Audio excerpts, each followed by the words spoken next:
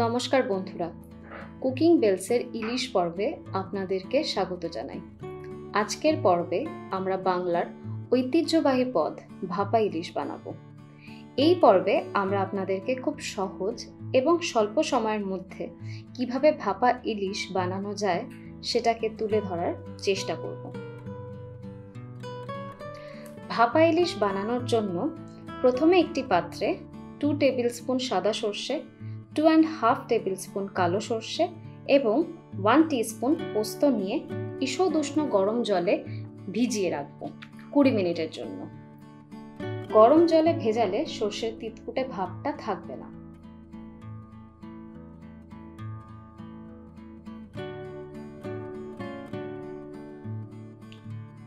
এরপর মাছটাকে ভালো করে পরিষ্কার করে তাতে অল্প পরিমাণ হলুদ ও নুন মাখিয়ে রাখবো।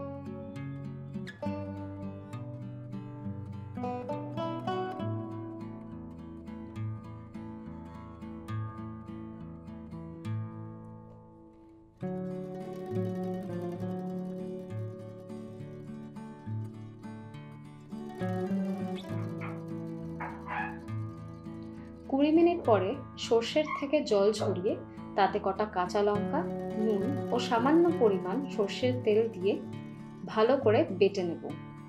নুন দিয়ে সর্ষে অবশ্যই বাটতে হবে, নইলে সর্ষে তিতো হয়ে যাবে।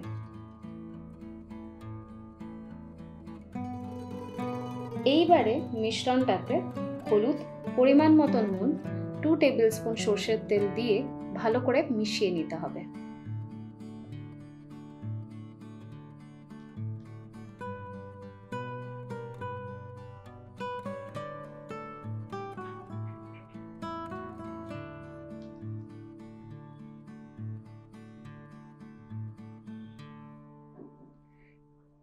এরপর টিফিন বক্সে প্রথমে অল্প পরিমাণ মিশ্রণ দিয়ে নিচের বেসটা তৈরি করে নিয়ে তারপর উপর থেকে আস্তে আস্তে মাছগুলো দিতে হবে।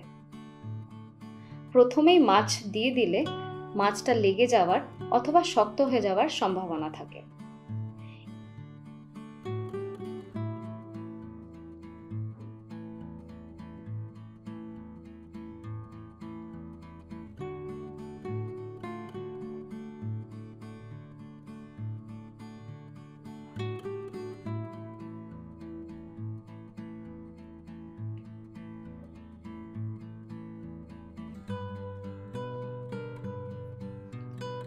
এরপর বাকি মিশ্রণটা উপর থেকে ঢেলে দিয়ে চারিদিক ভালো করে মাখিয়ে দিতে হবে।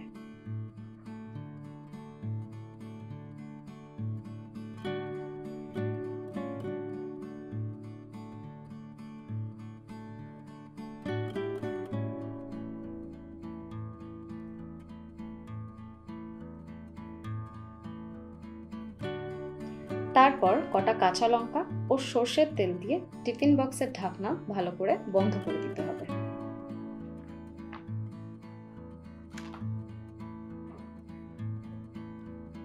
এইবারে গ্যাস অন করে তাতে কড়াই বসিয়ে পরিমাণ মতো জল ও একটি স্ট্যান্ড দিয়ে ঢেকে দিতে হবে।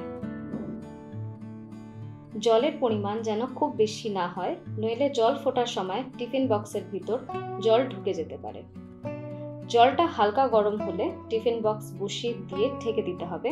15 থেকে 20 মিনিটের জন্য রান্না করতে হবে।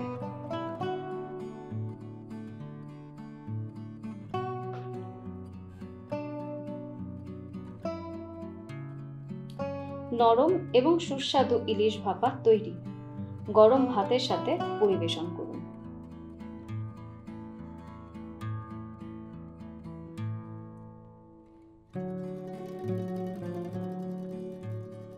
রেসিপিটা কেমন লাগলো বানিয়ে আমাকে অবশ্যই কমেন্ট করে জানাবেন এবং আরও সহজ ও সুস্বাদু রেসিপির জন্য চ্যানেলটাকে সাবস্ক্রাইব করবেন।